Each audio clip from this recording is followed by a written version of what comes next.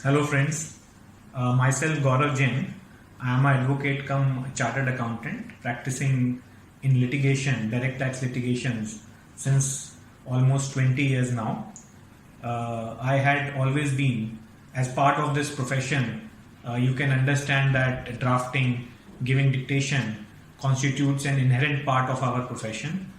I had been giving dictation throughout my career to a stenographer, but few years back, about 2 years back, from one of the very senior judges in the court persuaded me to use a software for your dictation aspect so that you may not always remain dependent on a stenographer.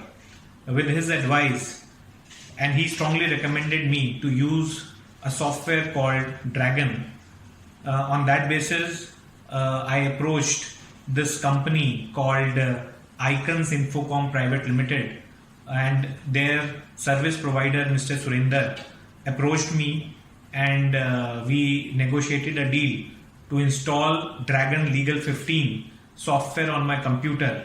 And it has almost been now 2 years since I have been continuously using this software. The result is fantastic. I think from anywhere, now even if you are in car, you are at home, you are at office, you need not depend upon your stenographer to do any of your work. You just put on the system, your headphone, and you can start dictating from anywhere in the world.